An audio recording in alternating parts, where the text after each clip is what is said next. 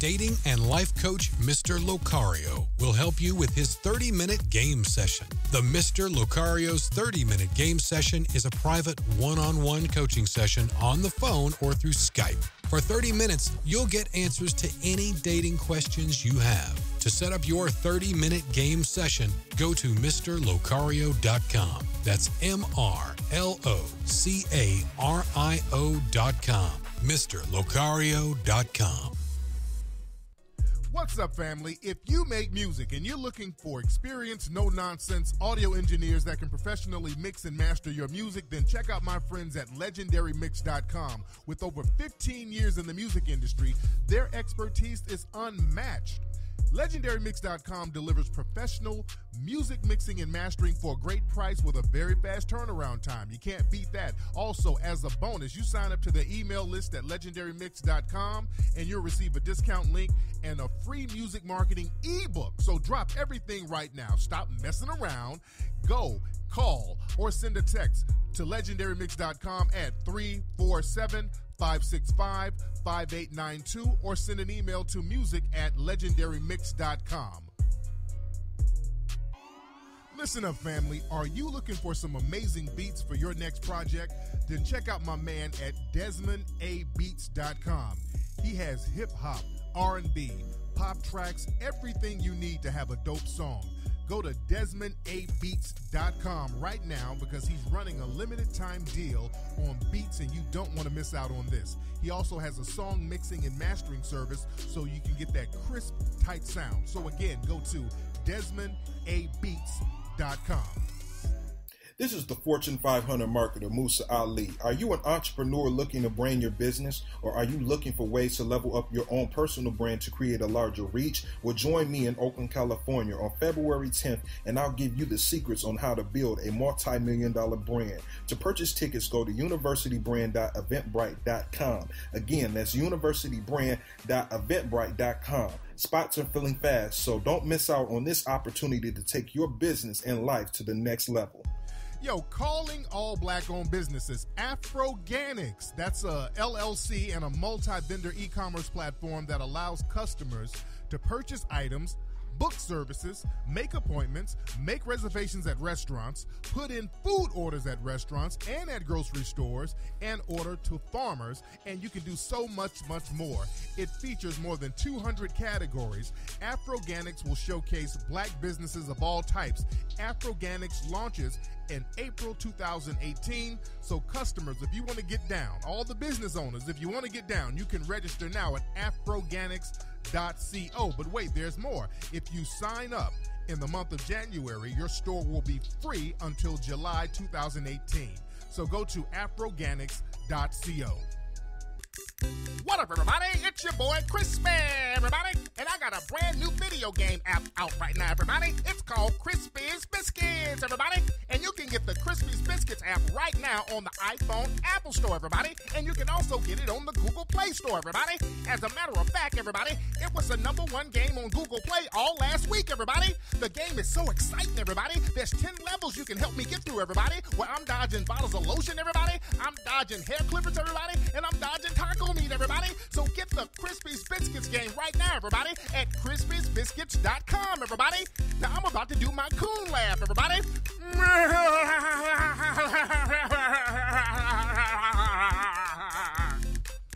The most intense new video game app has now arrived. A medieval kingdom has been plagued with chaos and disorder. An evil force has dominated the land. And now it is up to the bravest knights to fight back the demonic forces and bring justice to the kingdom of the Moors. Play the newest, most exciting battle fight game app ever, Moorish Kingdom. Available at moorishkingdom.com. You're now tuning into the King of Game, Tariq Elite, on Tariq Elite Radio. Yo, we are back, ladies and gentlemen, right here on Tariq Radio. How's everybody doing? Let me get my Mac and music ready. Glad to have everybody tuning in, ready to chop up game. Today's show is also brought to you by 1804movie.com, the movie about the Haitian Revolution. You guys don't want to miss that. If you have not seen that, go to 1804movie.com and check that out right now, ladies and gentlemen. And also, you need to check out Hidden Colors 1, 2, 3, and 4. And you can get that at hiddencolorsfilm.com. That's hiddencolorsfilm.com, ladies and gentlemen. So we're broadcasting live. We are doing the live thing on YouTube right now. The chat room is real lit. It's late. It's pretty late right now. I just looked at the time. I've been here doing the commercials and all that, and it's pretty late, and there's a lot of people in the chat room. So shout out to everybody who's still up with us all over the world. And speaking of all over the world, I'm going to be in Zimbabwe in a couple of weeks. We're having a screening of 1804, the Africa premiere of 1804. We're going to have that in Zimbabwe. We're spreading the news and the information all over the world. So I can't wait to really go out there and chop it up with the family in Zimbabwe to see what's going on so we can network with everybody. And I'm going over there with some business people, and we're talking business. We're talking about setting up some, well, they already got some stuff set up. I'm just trying to get us popping with it too. So we're going to get it popping. Shout out to everybody. They're talking about the new puppet that was introduced today. There's a new puppet that was introduced on Instagram. It's a hit. Everybody loves the new puppet. There's a puppet that I created called Herpy Hotep, the Woke Walrus. So you guys can go to Herpy Hotep's page on Instagram at Herpy Hotep on Instagram. And I'm not using the word Hotep in a disparaging way, by the way. I know my brother James Smalls gets on me about using the word Hotep negatively. It's not. We're mocking people who pretend to abide by what Hotep is. Hotep is a very good word, by the way. I just want to be clear about that. Hotep is our word. It's an African word. It means peace be upon you. It's a very good word. The problem is you have these fake, big, fat, bisexual, buffalo, bitch-made niggas who sully what Hotep and everything else African, they sully what it means. And that's not a subliminal. I'm talking about Umar's fat ass. I don't have to do subliminals. I'm talking about him. And by the way, Moist, the big bisexual buffalo bitch, he's still making videos. He's still talking greasy. That dude made about 4 or 5 videos about me today. And he was at an airport waiting on a flight, just making videos about me. You know, the prince of pad thai noodles. So then I went on and introduced the puppet. The puppet has been sitting up for a minute, but since he wanted to start talking, I had to put this puppet on his ass. And he's salty because we called him out, Moist. Moist, and I don't want to go too much in it because I want to move on to some other stuff. But Moist had a hearing the other day, and he used that hearing to pull a publicity stunt like the fraudulent nigga he is. Moist knows that he's pretty much irrelevant right now. He's a nothing at this point. He's irrelevant. So he has to use certain situations as publicity stunts. And he had a hearing about a fine that he might have to pay for claiming to be a licensed psychologist, which he was doing in a lot of different interviews. So he used that to go around to say that he was about to go to jail. He don't know if he's going to jail. Please support me. He's begging everybody to come down there to support him. So he made it this big emergency publicity stunt. The hearing itself wasn't a publicity stunt. The hearing itself wasn't a publicity stunt, but he made it into a publicity stunt. So his big jolly ass started telling everybody he's going to go to jail. Y'all need to support him. The white man is trying to get me and all this shit.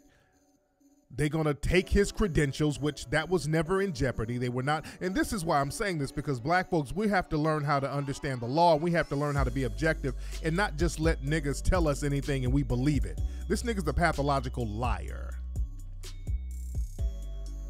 So this fucker was lying about his credentials being snatched away. They weren't going to snatch no credentials. They weren't going to take his certificate. He was going to get a fine. But he had this whole hands-off papa like he was Asada Shakur or somebody. Called a bunch of people down there. His old lady gang, because that's who supports him, a bunch of old ladies. He called the old lady gang down there. There was a couple of dusty niggas too. Had an emergency. Y'all come help Papa. And then acted like he was victorious and there was no verdict. Just everything about this nigga is so fraudulent, it's ridiculous. It's boring at this point. Everything about this nigga is fraudulent. He's a big, moist, big, jolly, bisexual buffalo-ass nigga. He's over there on his way to Japan so he can take more public baths, filming himself, washing his titties, soaking his nipples, which is what he was doing in that video, but I digress. I'm bored talking about this nigga. I'm going to let the puppet talk. I'm bored talking about this lying, scamming nigga who ain't never going to have a school. He's still giving bullshit excuses for that school. If any of you are sitting around believing any of this bullshit he's saying about that damn school, you deserve to get finessed. You deserve to get finessed. You deserve it. But I digress. All right, so anyway, what I'm going to talk about today, speaking of moist niggas and big bisexual buffalo niggas, I'm going to talk about how heterosexual black males seems like we're under attack. Does it seem like heterosexual black men are being attacked? We're being vilified for being heterosexual now. I want to go into that. Before I get into that, did y'all see, there was something that the white supremacist media, they've been trying to throw dirt on Floyd Mayweather. Floyd Mayweather did an interview with a lady, and it was like one of those, it looked like he was on a red carpet somewhere, or some kind of public event, and the reporter came up to him and she was asking him a series of questions. And then she asked him about the Me Too hashtag, and he didn't know what it was. And she was like, well, what do you think about the Me Too thing? Well, he like, what's that? And she was like, well, that's about women and abuse and all that with women. He's like, oh, okay, I didn't know what it was. When people say Me Too, I'm thinking, okay, you got a car? Me too. You know, if you got a plane, me too. If you got a Ferrari, me too. You know, that's what I thought you meant. So it was a very innocent thing. He just didn't know what she was talking about. So what they did, the white supremacist media, they took that and they're trying to spin it. One white supremacist writer from Yahoo Sports was talking about Floyd Mayweather gives a vile and disgusting response to Me Too. So now they're trying to switch it as if he's dissing the Me Too movement. And other white supremacist media organizations, they're jumping on the vilification of Floyd Mayweather. See, they give each other these cues and they all jump on it.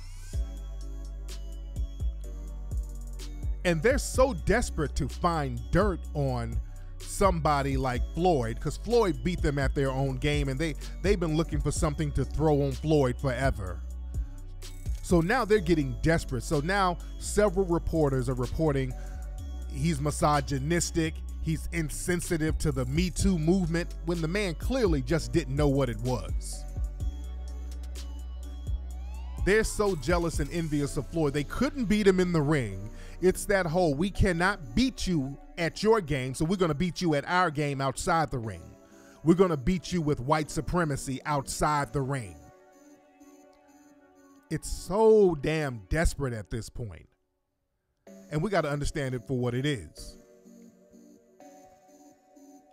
Now, other stuff that's happening in the news, I know you guys have heard about that H&M situation where there was the H&M company, the clothing store. They had an image of a black child, and he had on a hoodie, a green hoodie that says, "The coolest monkey." And a lot of people were up in arms about it. Now, it took me a minute to say something about it because everybody jumped on the bandwagon already, and people kept asking me my opinion, and my opinion was, and I said this days after the controversy broke, because H&M, they started to apologize. The company apologized, and it was, the fake bullshit apology, and I said, basically, the company knew exactly what they were doing, which they did. These companies, they sit around. Yeah, it's the coolest monkey in the jungle. That's what it says. And these companies, they sit around. They know exactly what they're doing. They put these ads out. They know that it's going to get backlash. They know that they're sending little dog whistles to the white supremacist consumers, because understand, white supremacists buy clothes too. So that's who they're appealing to when they do little slick shit like this. Don't you think that a little backlash from the black community is going to stop the white supremacists from buying those hoodies. And the thing is, a lot of people were up in arms about it. A lot of people were jumping up to defend the child, the little black boy. I heard that Puff Daddy offered the black child model $1 million contract. But understand this. Our brother Jason Black, the Black Authority, he once said, and he didn't once say, he said this on several occasions, and shout out to our brother Jason Black. Jason Black said, look, when it comes to these situations of racial injustice, he said he's not going to jump on the bandwagon right away because you don't know what's going on with these families. He said the problem is we jump on these bandwagons trying to defend these people. Somebody gets shot or whatever, we try to defend them, and then the family turns around and be on the goddamn coon train, which is exactly right. Because in this situation, the little boy's mother, she put up a post bed winching and cooning it up. She's up here talking about,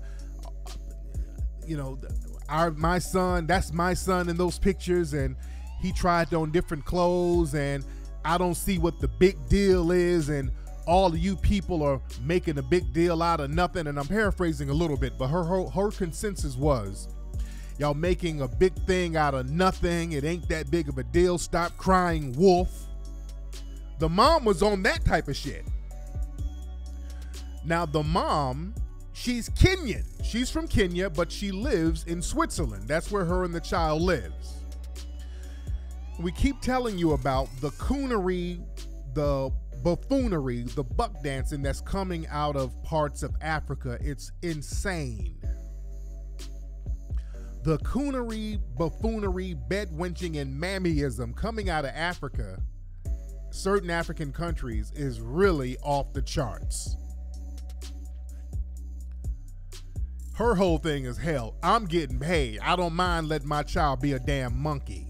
And that's the reason why they put a monkey sweater on that child, because the mother was down with it.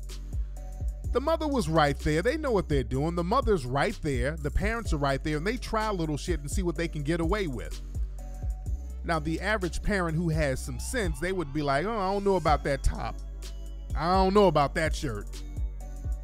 But they gave that shirt to that little boy, and the mammy was right there grinning with a thumbs up. So that's why they put it out, because the mammy wouldn't have a problem with it.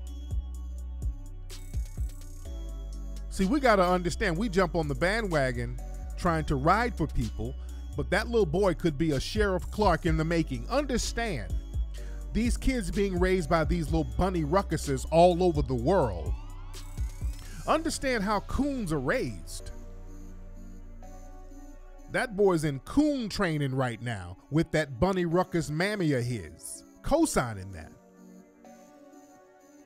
And I think this is even after Puffy made that $1 million offer, from what I understand. Because the name of the game it's not just the money, it's about the white supremacist approval. With some of these African bedwenches and mammies, and even over here, it's that white approval that's more important than anything. They'll be like, fuck that $1 million from Puffy. White mommy and daddy is giving me a pat on the head. We got to understand how they're attacking black males, including children, and we don't need the mothers out here to facilitate that. That brings me to something else. Have you guys seen the television show When in Rome. My God, please tell me you've seen this show.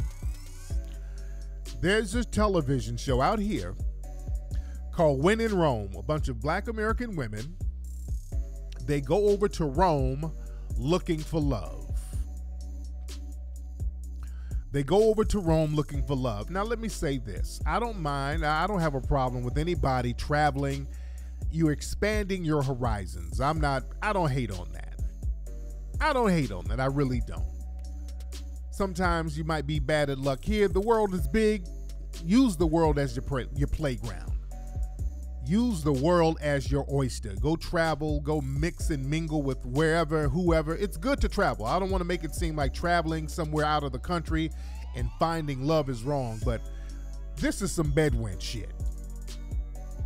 These women were over there in Rome. They were acting real thirsty around these white dudes. It was some real thirst bucket shit,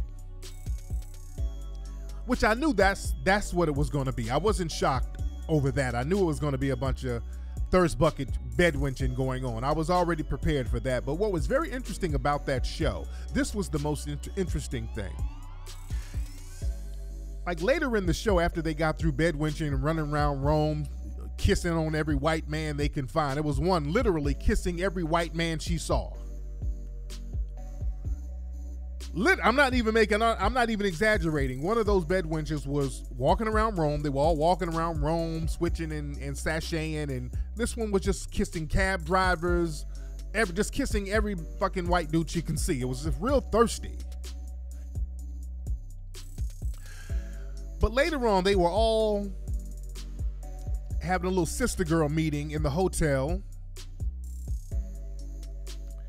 and they started telling stories about their black ex-husbands or their black baby daddies and how bad they were and how awful they were. And that was the interesting thing to me, how the producers veered the conversation and veered the narrative of the show into an anti-black man rant. They started to veer the whole thing into an anti-black man narrative. It wasn't just them bedwenching. They had to throw all these no good brothers did us wrong. They really emphasized on that, and I thought that was very telling. That was extremely telling. And that's the narrative they're trying to push with a lot of these shows, showing that the white man is better for you, black woman. These brothers are no good. These brothers are going to cheat on you. These brothers are going to do this. They're not going to raise the kids. So you need to get you a white male, particularly a European white male if you can find one. That's why that Meghan Markle thing, they're really promoting that. That's like a bedwench's wet dream right there. They're really promoting that. But I thought that was very, very interesting, how they were really throwing the salt on the brothers real heavy. And we got to watch that thing with that battle of the sexist thing that they do with us, and also that shaming and vilifying of heterosexual black males in the media like that. And that brings me to another show. There was another show over there in the UK, Big Brother. I don't know, it was Big Brother something.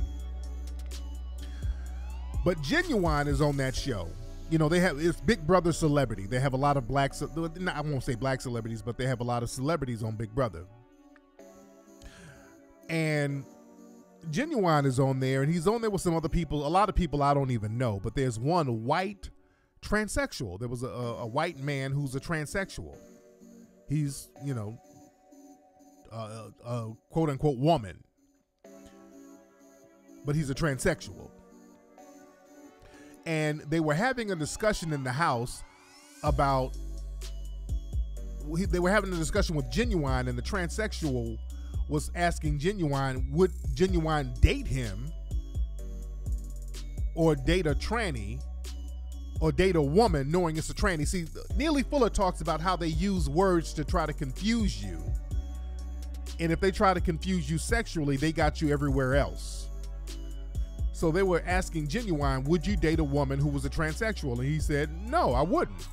And they were trying to make it seem like he was homophobic by saying that. And this white person, this white transsexual, actually tried to kiss Genuine. And he was like, oh, no, I don't want to do that. He tried to kiss him. And naturally, he was like, no, we can't do that. And then they tried to, again, to make Genuine seem like he was homophobic because he didn't want to kiss this fucking transsexual. And that's a narrative that they've been trying to crowbar on us for a long time. It's bad enough if you say, hey, I don't really want to get down with that movement. That's just not my cup of tea. That's one thing they try to vilify you with. But now if you ain't gay or bisexual yourself as a black person, they try to label you homophobic because you ain't getting down with that shit. That's the new thing now, where they try to shame you into actually being a homosexual. That's the new thing they're going to really start pushing, family. They're going to start shaming you. I'm talking to black men. They're going to start trying to vilify and shame you for not being a homosexual, for not engaging in homosexual practices. That's the new vilification. And I stand with Genuine 100%. No, you don't want to kiss a transsexual. I don't want to kiss a gay person because I'm not gay. He didn't want to kiss a gay person because he's not gay. Don't try to force that on somebody and then say, hey, oh, you being bigoted. Now you're trying to force it on people as a form of damn rape almost. See, that's now y'all getting into buck breaking again. See, they're going back into what they used to do in slavery. They used to buck break us. They used to just tie us down and just force it on us. So they're trying to get back into the buck breaking thing.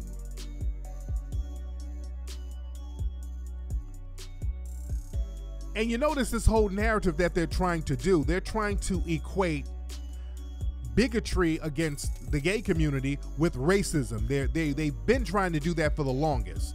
And that's why they always try to pull that shit with straight black men. They try to come on to brothers sexually, and when we reject that, well, see, you're being just like, you're treating me like the racists treat you. You're treating me like racists treat you. How would you like if somebody didn't want to have sex with you because of your race? Well, you're doing the same to me. That's the bullshit they're trying to pull on us, and it's bullshit. No means no.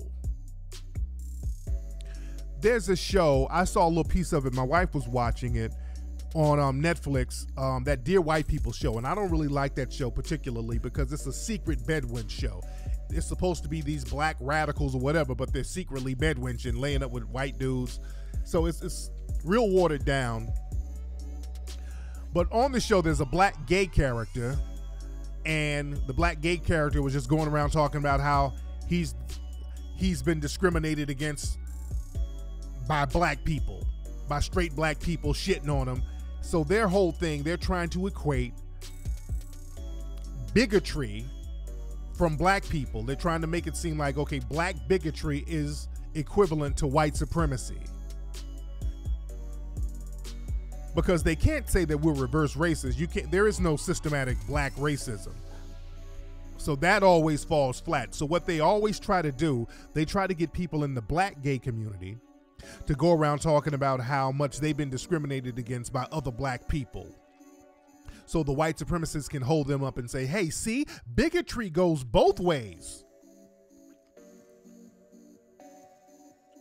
And that's what they've always tried to do. They've been trying to get on our brother Nipsey Hussle. Nipsey Hussle made a post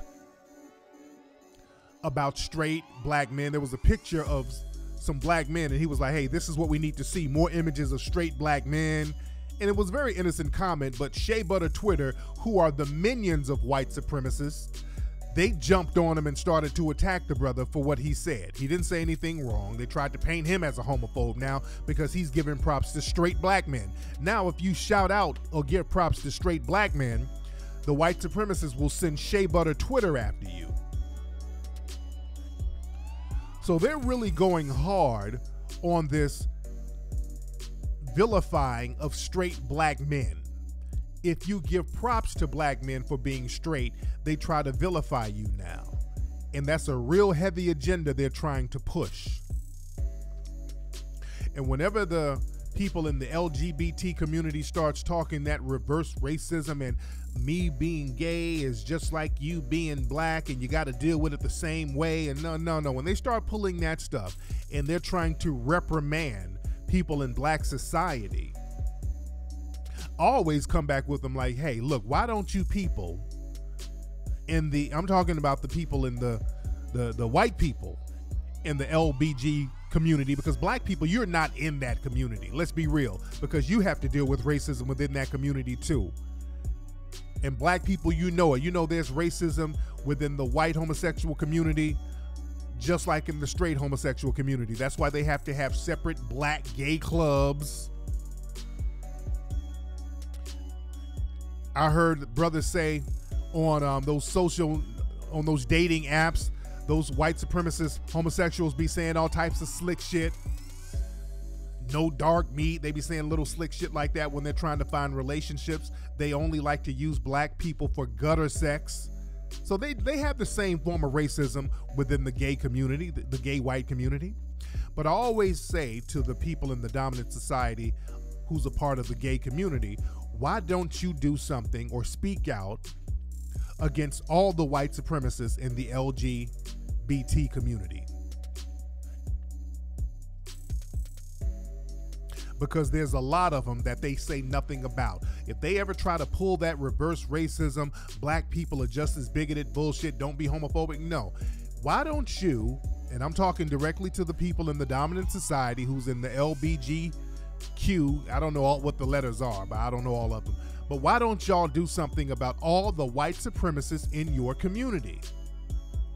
Like all the lesbian white cops who are race soldiers who target black people and harm them. We wrote a lot of stories on Melanoid Nation about racist lesbians who target black males. What about people like Milo? People in your community. He's a white supremacist alt-right leader. The white gay community, they don't speak out against him. Miss me with all that being gay is just like being black bullshit. Y'all don't say nothing about Milo. The LBGT community, and I'm talking about the white ones, I ain't talking about the black ones, because the black ones are just trying to do whatever they need to do to fit in. I'm talking about the white ones. They stay quiet. They never did nothing about that tranny dude, Jeffree Star, this makeup dude. He's a well-known makeup artist, and he was talking greasy about black folks on several occasions. As a matter of fact, Kim Kardashian tried to take up for him, and people got into Kim Kardashian's ass. People got into Kim Kardashian's ass for taking up for Jeffree Star after all the vile shit he said about black women, too. He said a lot of shit about black women. There's another one, a well-known dude a white dude in the gay community named Chuck Nip. His last name is K-N-I-P-P, Chuck Nip. He's a white gay dude who dresses in blackface and makes a lot of money going around the world dressing in blackface as a quote-unquote ghetto black woman. Look his fuckery up. The white gay community, they don't say nothing about that dude. They don't say nothing about the gays for Trump dudes, these white supremacist gay dudes who are out here caping for Trump and co-signing all the racial bigotry and the fuckery. They don't vilify that. They don't denounce that.